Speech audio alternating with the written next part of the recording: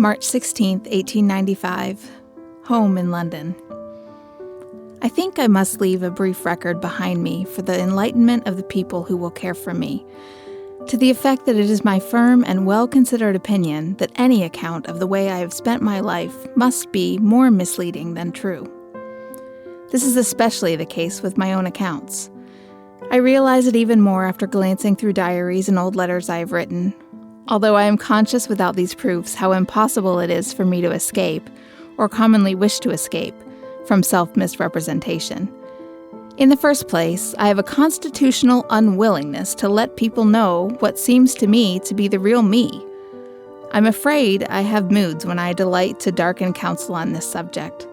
If I see anyone trying to ferret me out, my greatest delight is to baffle and elude my pursuer and leave him contentedly following a false scent. I don't try to defend this little eccentricity.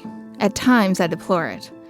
But I must content myself with trying to warn my relations and my friends that they will not find me or any explanation of me in anyone's description or in any letter or diary of my own.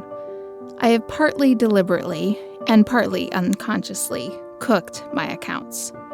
I have worked harder and idled more, suffered both more and less than I have said or anyone suspected. The most extraordinary and illuminating experience of my life I have not attempted nor wanted to pass on. It is my belief that these things should die with the person chiefly concerned. I am conscious that in talking and writing to the nearest and most trusted friends, I sometimes suppress, and I sometimes embroider. I may determine they shall think so-and-so, and if that is the case, I am careful not to damage my cause. The deception I have practiced has been more often than not in the direction of making my acquaintance think I am happy and prosperous, when in fact I am not either. This has almost always been my policy in writing home. To comfort my people, to please them, to justify myself to them, I have picked the plums out of my cake and presented them as specimens of my fare. It is a positive anguish to me to admit disappointment, failure, or loss. I would rather be damned than pitied. My optimism is wholesale and blandly unprincipled. I will insist all is well till all is over. It is my infirmity. My friends must bear with it. I have been amused of late, thinking these things over, to hear it said or to read in various biographies how such and such a view must be correct, because the person of whom the thing is asserted said himself that it was true. Indeed, I think, and how do you know he understood himself? And how do you know, granting his self-knowledge, that he had also the gift of self-revelation? That is an art in itself. And granting his possession of the knowledge and the art to convey it, how am I to be assured that he was on this particular occasion exercising those gifts? People say the maddest things about themselves. I don't know that I ever heard a self-analysis that struck me as balanced, sane, true, however honestly intended. Most, if not all of us, are occasionally engaged, consciously or unconsciously, in making ourselves out better or worse than we really are. The last evidence to be trusted is that given by the subject of the inquiry. He is obviously too much interested in the case to be a trustworthy witness. Away with him. His friends, they are prejudiced too. His enemies, almost as much. How then shall we get at any true estimate of the dead? We cannot. That is just my point. So let's have done with trying, especially in a case like mine when nothing depends upon even an approximate justice of appraisement. Just one person knows me as well as any one being may know another. That one will have few doubts on any matter touching my brief memory, and that one will not be able to speak. Let others then suspend their judgment of Elizabeth Robbins.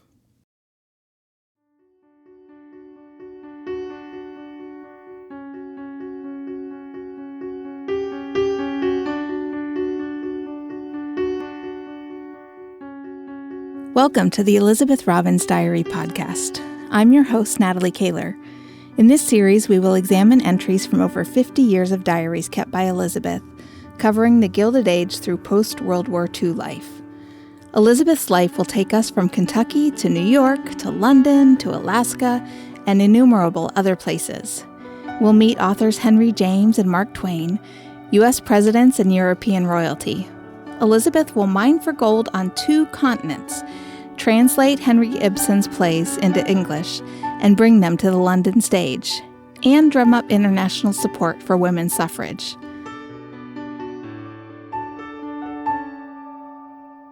I first came to know about Elizabeth in 2015 when I stumbled on her estate in my hometown of Brooksville, Florida. Just 6 minutes north of the city, it is a sprawling 2,000-acre estate that has been government land since the 1930s. I instantly fell in love with the land and the people who lived on it, and became committed to sharing their inspiring stories with anyone who would listen. After 8 years of research, I understand and love Elizabeth even more, but still find myself amazed at new discoveries on a regular basis. So this podcast will call on the research of many others who will add to our knowledge of not just Elizabeth, but the tumultuous times in which she lived. This first episode will be dedicated to getting to know Elizabeth, and what better way to do it than with Dr. Joanne Gates, a professor who has written a comprehensive biography on her, but is also responsible for the Elizabeth Robbins Web. Welcome, Dr. Gates. Thank you so much for joining us on the Elizabeth Robbins Diary podcast. The pleasure to be here. I think people get excited about celebrities of different kinds. I am over the moon about getting to talk to you today. One of my New Year's resolutions was to not use the word excited anymore, so I have to think of alternate ways to say that, but I barely could sleep last night because I am so excited about this opportunity to pick your brain. It's always fun to talk to people that know more about things than you and can inform you on that. So thank you so much for taking the time. Well, I'm very impressed with the array of your interview schedules, and this is a great opportunity to spread the word about the Robbins family. Absolutely. And the issues that they were all involved in. Very impressive. Yeah, I mean, it's kind of hard to get a grasp on sometimes, and I love the idea of just being able to kind of land on very specific things one at a time, and that's what we're going to keep doing. So why don't you talk to the audience about what it is that you do for a living and how you ended up on this podcast with me in this space talking about Elizabeth. So I'm recently retired as a professor of English, Jacksonville State University, and that's in Jacksonville, Alabama. My biography of Robbins was published in 1994, but it draws heavily from my dissertation, which came out or was finished in 1987. Since 1996, so 9 years after that dissertation was produced, I've maintained the Elizabeth Robbins Web at JSU. My plan was to keep online updated bibliography, and it was originally supposed to be a place for a repository or at least links to the public domain texts of Elizabeth Robbins. Those papers that I delivered at conferences are also finding a home online with public access at our library's digital commons. And what I've tried to do is link some of those papers to the library site that holds them. So we're on video, we're just recording audio, but you can see me. And I want you to see I've got your book here, and here's all my sticky notes that I've added over the years of ways to find things. And it really is an incredible book, and we will definitely put a link in at the show notes to tell people how to get a hold of it. So just starting from scratch, if somebody did not know anything about Elizabeth Robbins at all, how would you describe her? Well, she was determined to almost defy her family hopes for her higher education and go on the stage and be an actress. And then she had several years where she was a prominent touring actress with first the James O'Neill Company, then with the Boston Theater Company, and she had a briefer tour with the Lawrence Barrett Edwin Booth touring company. But then he got a chance to go to England and fell in love with the English stage and decided this is where I have to make my stand as an actress. simultaneous with her acting career, including the premiere of many Ibsen roles in the 90s, she started writing fiction under a pseudonym. And by the time her pseudonym was disclosed, kind of against her will, in 1898, the works she had published under C.E. Raymond, spelled Raimond, were almost making her reputation, especially The Open Question, published 1898. And then she went on and developed a voice in fiction that sort of transpired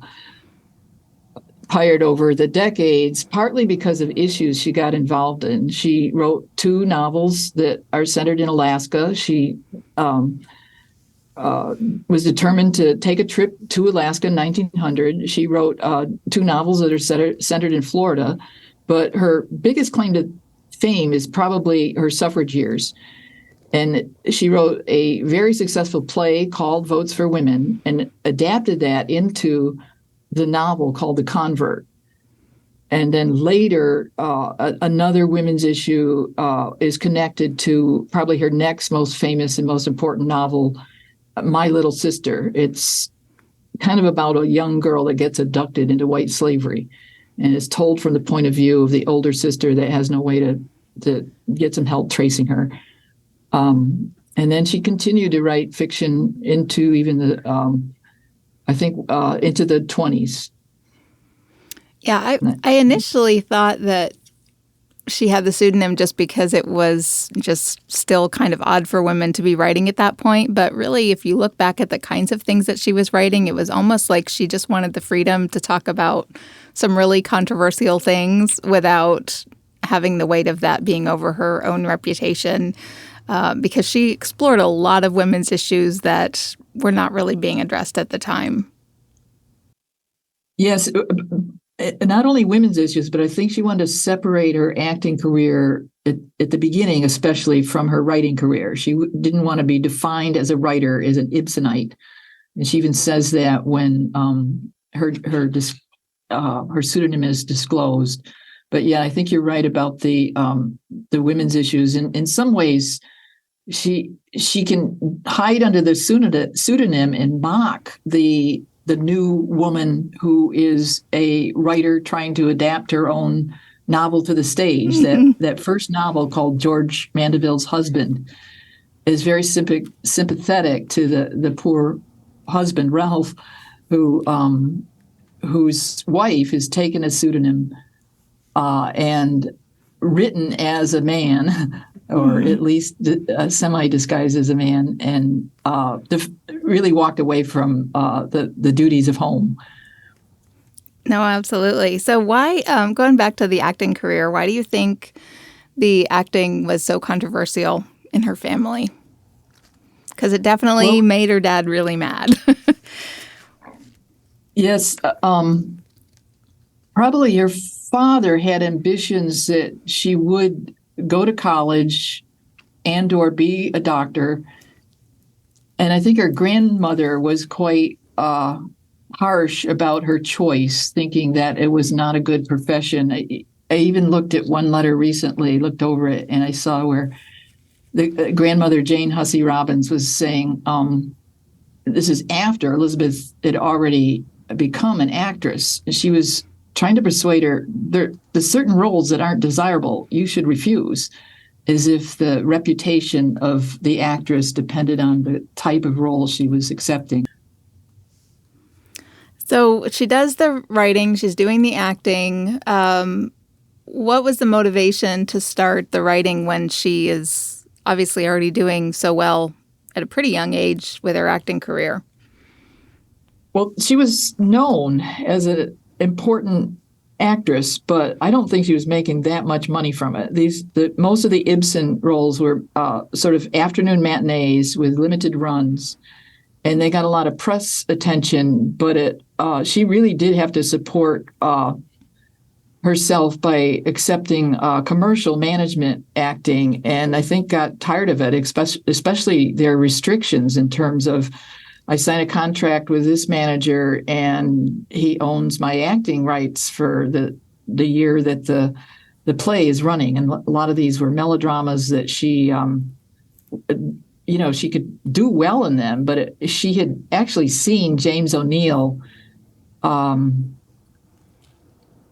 lose his status as an actor of note because he repeatedly played the Count of Monte Cristo. Although she played the romantic lead opposite him, she could see that to define yourself by the one role is not necessarily how you want to be known in the theater. So I think it was a money thing. She even did some translation for hire, but I think her motivation there was she'd been introduced to Ibsen in translation and wanted some control over how to get a better acting translation of some of the Ibsen parts. Well, that makes sense. One of her earliest short stories is called Her Story of a Button. And I'd like for you to walk us through that story and tell us what you think it tells us about her. Okay, it's one word, herstory. And at the time I discovered it, of course, the word herstory had sort of entered the feminist lexicon. But I thought, how unusual that this pops out on a schoolgirl exercise. Mm-hmm. It's the most substantive of the short pieces in a folder of schoolgirl exercises. I was able to get it published in a journal, and now it's online at the Robbins Web. It has the markings of her teacher in a later annotation by the older Elizabeth. A colleague of mine classifies it as an it narrative. In other words, one that is narrated by non-human. A button is telling the story. And it remembers some highlights of its life, being on a card in a store, being sewn onto a young girl's schools, being lost in a classroom, and hearing about George Washington described as the father of his country. When a girl stands up to ask, why don't we hear anything of George Washington's buttons, the teacher has to remind her she is out of order. Robbins has annotated in the margin, that naughty child was me. At the end of the story, it's kind of sad. The button has gotten picked up by a baby, and the mother preserves the button, for the baby had gone to where buttons do not fall off. So it's clever for a schoolgirl, and there's a little bit of grammar correction, but I think the teacher liked it too. So. Yeah, no, and she was a young girl. I mean, she was obviously a very, very talented writer from the very beginning. So do you see earlier uses then of the word herstory prior to her? I haven't really looked, but I did look up who's given credit for the modern meaning of herstory, and I came up with, just Googling it, that it was coined by Robin Morgan in 1970 in the volume Sisterhood is Powerful. I don't think she recalls using that word as a schoolgirl in her later feminist writings. There's one title that she has where it's called just the feminist movement in England, but she uses the French spelling with an E at the end, as if she doesn't have a word in English for feminist, which I find interesting. And then she wrote an essay called Paternalism, and was a correspondent replied back and said, you have coined a new meaning of paternalism. It doesn't just mean parenting, but it means all the maleness over the activity of taking care of people in the paternalistic way. In other words, making a sort of feminist attack on the idea of paternalism that was what she thought was her correspondent knew for its age. So there are interesting aspects of coining words, I think, that go beyond, but I don't know that she really was even in later years conscious of the uniqueness of her schoolgirl impulse. Yeah. Well, I'm going to give her credit for the word. I'm just going to keep on going until somebody corrects me on that, even if she doesn't remember. The online version has a little bit more of my introduction. I'm not sure I bring in Robin Morgan there, but it doesn't, I can't really track prior uses of it. And of course, it's a false etymology that it's not his story from the original. It's the French for the story or whatever. Right. So we're going to find out as we go on that her career is mainly based in England. How does she end up in a rural estate in Florida at Chinsegat Hill? And I know you know that I know the answer to that question, but I'm going to let you say it anyway. You're closer to this than I am, but what I have here is that Robin's longest time not in America was in 1888 to 98. And then she came here in 98. And then in 1900, there's this long diary that is her travels to Alaska to find her two brothers, especially Raymond. She spends only a half a day with Saxton. And after this 1900 trip to reunite with the youngest brother, after which, or at the end of which, they both came down with typhoid, Robbins had increasing health problems. She and Raymond wanted a type of roadhouse or resting home where they could vacation, relax, recharge. I think she probably made some money from Magnetic North, the 1904 novel based on her brother's 1897 to 8 winter, where he's trying to get to the Klondike. I think she writes him that I have $5,000 or $6,000 in the Zanesville Bank that I want you to use for this purpose. He used Elizabeth's money for this purchase. Shortly after he made the purchase, he met and married Margaret Dreyer.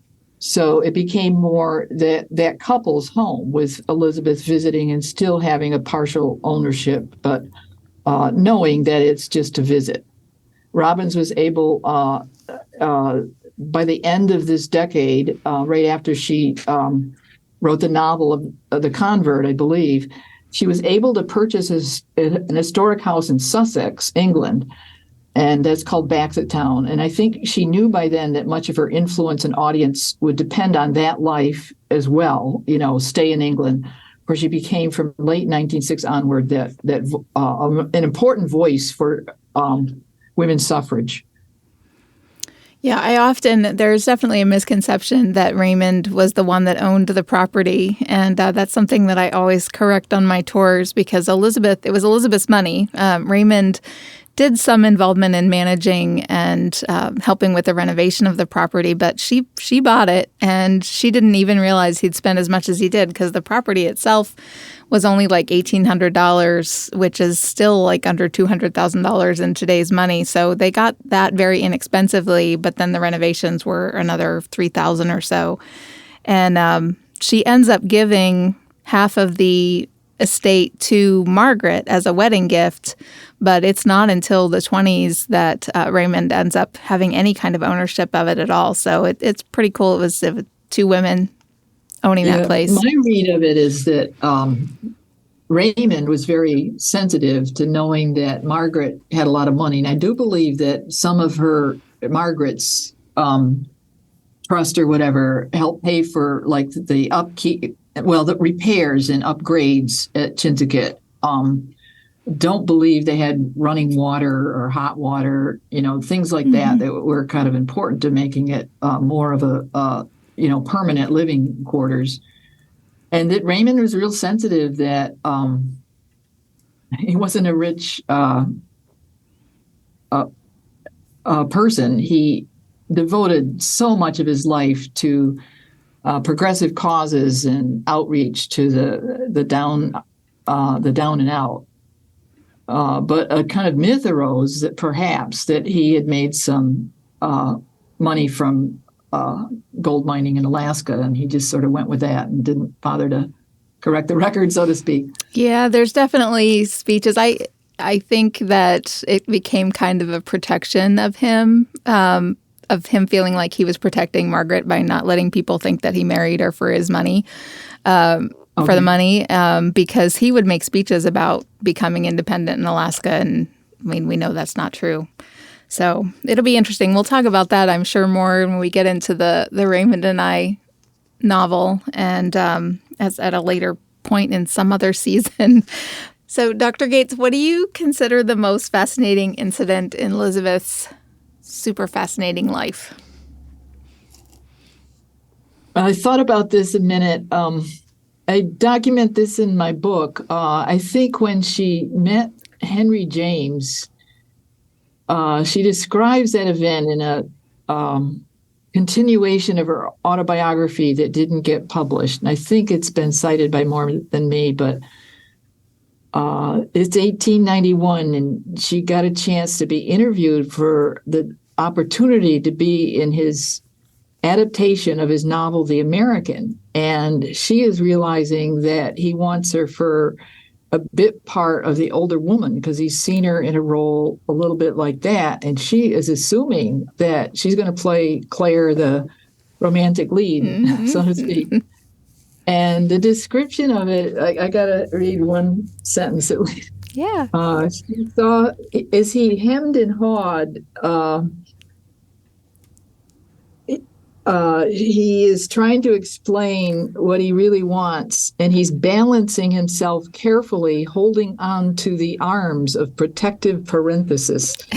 And it's so typical of James when he separates his clauses with dashes and parentheses and commas that I got a kick out of it. And what he's attempting to say is, no, I don't want you for the lead. I want you for my old housekeeper, Mrs. Bread. And she really does talk him into playing the lead part. And I think it's because the actor manager's wife gets pregnant, so she replaces her. But those chairs that they first met in became chairs that he passed on to Elizabeth Robbins. And so there's a kind of a link to their continuing relationship. And of course, she publishes the volume of letters called Theater and Friendship. And the other thing that I think strongly connects her to Henry James is that she is with James's nephew, Harry. They have come to America on the same boat in 1916. And I think reporters come on board to pull Harry aside to announce that his uncle has died. Henry James, and she immediately wrote a letter that she appends to Theater and Friendship, saying that his wish was for the U.S. to join the war on Britain's side against Germany, and she feels strongly that the agony of seeing England at war was part of what killed him. Of course, he had a bad heart condition and everything else, and they knew the end was near. But it's quite poignant that she is there when it happens, and you can see that in the diary. Yeah, and her relationship with Harry will continue for quite a while. There's a lot of letters back and forth between the two of them. And she, I believe, stays with him when she comes back to America during the next war, 1940, which that period of time I've taken a new interest in, trying to find some more research, but I'm actually contemplating a novel based on Robbins. Wow. And in many ways, it reminds me what's going on now with our war in Europe and the effort to turn back Putin and his army, and what agonies Elizabeth really had because Britain was being bombed. There's one letter where she writes, I think, to Margaret that, I have that christening dress of our ancestors if it hasn't been bombed, and her country home in Sussex is where it is. So that it's quite interesting that she was touched by James, not just the relationship, but the news of his death. Absolutely. And, he is definitely one of the more important ones, but she had a lot of famous friends over the year. So besides the James relationship, which one interests you the most? Well, it has to be Florence Bell. And although she appears in the Theater and Friendship with some correspondence, you don't realize the depth of the way that she continually wrote Florence Bell. I believe it was Florence Bell, that knew Henry James before she did and helped with the introduction. But Florence Bell died in 1930, and it made a promise that she would turn all her letters that Elizabeth had written to her back to her. I think this helped with the not just the Theater and Friendship volume, but that volume, Both Sides of the Curtain. And you just get a wonderful closeness to their relationship. She would always go to Florence to have her read a manuscript that she had written. They attempted a couple of times to collaborate on things, and sometimes Florence would turn the project over to Elizabeth, and then vice versa. They did collaborate on that anonymous play called Alan's Wife, yeah. Yes, which she premiered, and it was published anonymously. It is now credited to the both of them, and it was their adaptation of a short story translated, I believe, from the Swedish. But a lot of scholars write about it as if it's Robin's own, philosophy, I guess you could say, and it features a woman who smothers her infant, knowing that he's going to grow up, or may not grow up. He's born deformed. And that her husband has just died in a mining accident, and she has nobody to support her. And the whole last or third act or scene is Robin's mute on the stage, accepting her the guilty verdict, basically, and knowing that she's going to go to her death. And I guess it made a sensation in its time. Mm-hmm. But I don't credit the philosophy behind, killing one's child directly to her. They just grabbed a neat story that could be adapted, and it was a sensation for the audience. But I don't think anything she was credited for in her lifetime. Well, and what I like about the Bell relationship is it shows that you can really be mentored and be involved with people that you don't necessarily agree with on everything, because they definitely were not on the same page as far as the suffrage movement went. And they were both brilliant women who had well thought out their opinions, and they didn't agree on stuff, and that was okay. And I would love it if we could get back to that point in this society today. Right.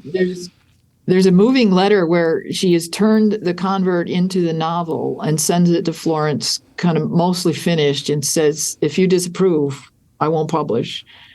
And Florence goes ahead, but it does show you that we can still be friends and agree to disagree, so to speak. Mm-hmm. Yeah, I'm still trying to find, and I have not really examined that section of her life enough to have found it, but just figuring out what the relationship then was with Gertrude Bell, because she was the female Lawrence of Arabia and doing all of these really fascinating things. And I can definitely see the two of them being friends and hanging out, but I haven't found that yet. They did share some intimacies, and I didn't know it at the time I was writing the book, but Gertrude had a love affair with a man who died at Gallipoli. And I think Robbins was pulled into that awareness. And she reviewed one of her travel books, I think around 1913. It's in my website, and also did a radio address for the BBC upon the death of Gertrude. So I think it was a pretty close relationship. And Gertrude, I think, not just was against women's suffrage, but actually wrote or spoke enough about saying why she was against it to know that there was friction, but they still endured with the friendship. Elizabeth was really important. We talked about it a little bit earlier in the suffrage movement in England. But there were lots of different ways to be involved in the suffrage movement, and there were things that she didn't do. Like, we're not going to find her in prison. She did not want to think that was a good idea as an American in England. But what sorts of things was she participating in to help the movement move forward? I want to go back to what she wrote to another suffrage leader, Millicent Fawcett, I believe. When she was working on Votes for Women, she decided, or she wrote, that it was the first thing I've sort of put my heart in with a moral purpose. And she saw especially these open air suffrage meetings as galvanizing to a public that was eager to join the movement, so to speak. I don't think any of the suffragists thought that the effort to get women's suffrage would take so long. And I'm very impressed that she was the first president of the Women Writers Suffrage League and addressed them at least once or twice in versions that are preserved in publication. in early 1913, she collected all her suffrage letters, pamphlets, I guess not all, because some are not present, but and speeches. And she spoke twice at these mass meetings at the Albert Hall. And they are collected in a volume called Way Stations that, again, you can find online. So she was also briefly, and I think it was a diplomatic move, on the board of the WSPU that really Emmeline and Christabel Pankhurst pretty much ran. The Pethek Lawrences, man and wife, were also part of it until they got kicked off. Mm-hmm. And my read of it is that they kept Robbins on for a little while more, just as a token to say they weren't as autocratic as they were trying to be. Mm-hmm. She later broke from the Pankhursts, I think, and thought their movement had become too sort of obey the general kind of thing, autocratic and not diplomatic and democratic. Her speeches on behalf of suffrage were not spontaneous like some of the other suffrage speakers. And I think she gets at the spontaneity in the fiction, in the play, mm-hmm. where people come up and are able to, talk down the hecklers, basically. Right. That's what some of this writing that she was doing was good at capturing. But her own speech was probably carefully prepared and even practiced, because I think they drew her in because of her stature as much as anything.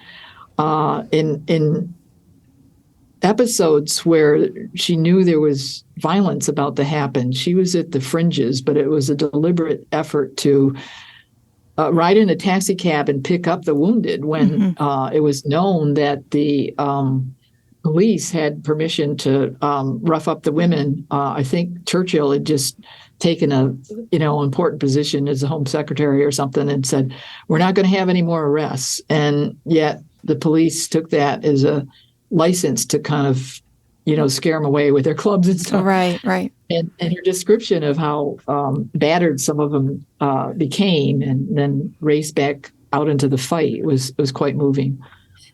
Well, and I think that's probably why she ended up learning self-defense. And I don't know if you've seen it, but there's a graphic novel that shows her in the suffrage movement as kind of the bodyguard of the Pankhursts. And it's super funny, but she's doing jujitsu the whole time. And I just thought it was a great nod to Elizabeth, because you don't see her show up very often in fiction. But yeah, it was a graphic novel from just a few years ago that was written about it. Okay. I think she interviewed somebody, either it's in The Convert or preparation to write The Convert, and she got the idea that women sort of secretly carried dog whips and, pulled them out and were able to fight back that way. Mm-hmm. And I'm not sure the truth of that, but it was attractive. And then I think the description of the way that the militants smashed all the windows is quite moving. This doesn't come directly from her, but she supports the effort after it happens, I think, to the horror of some of her closer friends. Mm-hmm. But their tactic was to hide their hammers. They're going to smash the windows inside a very fashionable season, big fancy muff that was their hand warmer. And it was clever. Whatever works, I guess. But I think one of the things that's not really been addressed too much is the fact that she was so persuasive in what she was doing and writing and speaking. And there is such a great line from Evelyn Sharp, who ends up being really important in the suffrage movement and hadn't cared a thing about it until she went and heard Elizabeth speak. And then she said basically her life would never be the same after that. And and it's just it's amazing in how many ways she's just been underrepresented in the way that we remember the events of those days. And is it correct that Robbins wrote an introduction to Sharp's Rebel Woman? Yeah. Mm-hmm. I haven't seen that in print, but it's one of the many editions of that book by Evelyn Sharp. Yes. Yeah. All right, so I didn't give you this question, but you and I share a favorite object at Chinsegat, and you wrote about it in the last chapter of your book. The Let's talk to me about the door knocker. Well, I referenced it at the end saying that it sustained me. I visited Chinsegut just once in 87 in January, and I did talk to Lisa von Borowski, and she let me look over the place and take photos. But it's a huge, big knocker that is just scripted E. Robbins, 1771. Correct. Is that right? Yep. And there's a great grandfather, the first Ephraim Robbins, was probably the E. Robbins that it refers to. But of course, this is also Elizabeth Robbins. And so I think it becomes a link for me about the way she cherished not just written records of her ancestors, but artifacts. One of the other things on the door knocker is another way that she brought just like the buttons into her story. She does bring that door knocker into the open question, and it's kind of a character in that novel, and you can kind of gauge where the family is emotionally and financially based on the condition of the door knocker, which I just thought was really brilliant. Oh, that's neat. I hadn't picked that up. I want to go back. That's one of the first and longest books we transcribed, and one early recognition was Robbins was a woman who was close to Zanesville, and collaborated with me to go up and participate in an Elizabeth Robbins Day at basically the 100th year of the printing of Open Question.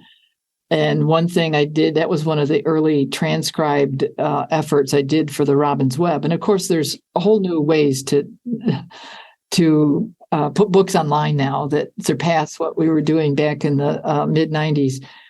But I was able to present that the Open Question can now be read online. And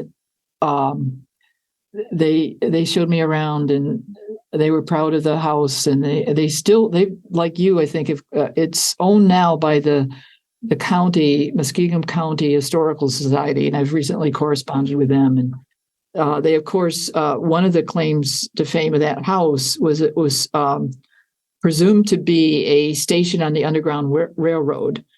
And I was taken up to visit Jane's grave, and she's in the so-called abolition circle of the prominent members of Zanesville that were for the abolition of slavery, as is most of the town of Zanesville was set up that way with, it's Putnam, that is a northern suburb of Zanesville, that is the abolitionist offshoot of the town. And of course, Putnam Female Seminary is near to that home. She probably walked to school right when she was yeah. So I have this quote that I found just this morning, and I really like it because I feel like Elizabeth was a very serious person, but she was also very playful. And I think this shows both. She says, in 1872, Susan B. Anthony went to the polls, voted, was arrested, tried, and fined for her audacity. In the same year, Victoria Woodville, a woman notorious for relations with men, ran for the presidency, and her equally disrespectful sister ran for Congress. In the same year, Elizabeth Robbins, age 10, left Staten Island to live with her grandmother and go to school. Ergo, the year 1872 was one of the considerable feminist activity in the USA. And I just thought that is such a fantastic thing. How do you think her playfulness and also just deep, deep seriousness helped or hurt her work? I think she does have that that seriousness, and yet the ability to humorize or at least ironize it. And I love that quote. And what it's in I think it's the end of my first chapter. And it was kind of written on a scrap of paper, which is kind of an example of, even though the archive is exquisitely organized and you can methodically work through things, you're always discovering oddities that you didn't know were there. And I think there are a couple others. Most of them I've quoted. I say that is included in a scrap of paper filed with the manuscript Theodora. And Theodora was her fictional name for her young actress self. And they're unpublished, several volumes, I think, of Theodora. A Pilgrimage is one of them, where she's starting to work on the stage, brand new in New York, trying to get just the first job. And she has a kind of epiphany moment when she is reciting the Ophelia and hears the brass curtain rod echo back to her, like it vibrates. And it tells her that, you got a good voice, so to speak, or you got a voice that's worth perfecting or whatever. She was taking voice lessons, but I believe that's in the fictional version of the Theodora. And I would like to see, I kind of stress this more than some other writers, with a couple of exceptions. The manuscripts of titles that never got published are very rich at the fails. And I did learn within a last several months that her play called My Little Sister is now published. I had originally had a plan to put several of her plays in short fiction of actresses on the stage in England together and make a volume. But I guess teaching and the web commitment and the revising the biography for publication got in the way of that. But it came out in, I believe, 2015, and I had known about it till I, was searching and searching, and it's worth a look because it's different from the way the novel ends. Okay. Which I find I always found interesting. Besides reading your book, which everyone should do, and going to the website, which we'll link in the show notes, if somebody wants to learn more about Elizabeth, what do you think is the best resource to do that? Well, there's, of course, the other full-length biography. It's by Angela John, and it's called Staging a Life. And we kind of published about the same year, although I had obviously gotten my version that was in the dissertation out before that. There is another very important work that I linked to, and Sue Thomas, also in 1994, I believe, did a published monogram that was a bibliography, and that's now been made into an online document. And I find that just so rich with things that I keep finding.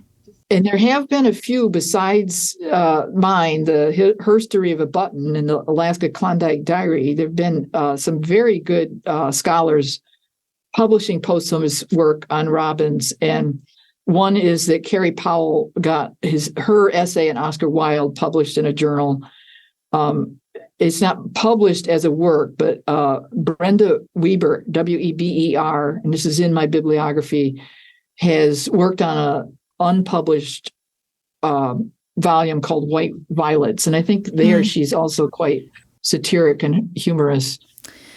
Well, Dr. Gates, it has been an honor. I'm so grateful to you for all of this time and all of the wisdom and knowledge that you've imparted on us for this episode. And we're all looking forward to just diving deep into these different aspects of Elizabeth's life and getting to know her, maybe it's someday as well as you know her already. Oh, I have to thank you for your enterprise. Hopefully it'll introduce a lot of new people to the importance of their lives, all the Robbins, and the scholarship that has happened, but also what needs to continue, because I think there's lots to discover still. Dr. Gates and I have touched on a lot, but from here on out, we're going to do deeper dives into one subject at a time, like why she pushed George Bernard Shaw out of her carriage and into the mud. But that is a story for another podcast.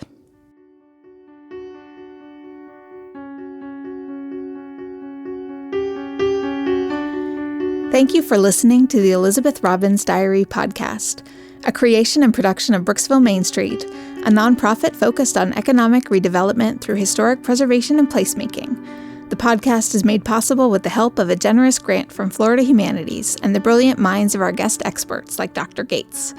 Would you please consider following and rating the podcast? By following us, you'll be sure not to miss an episode.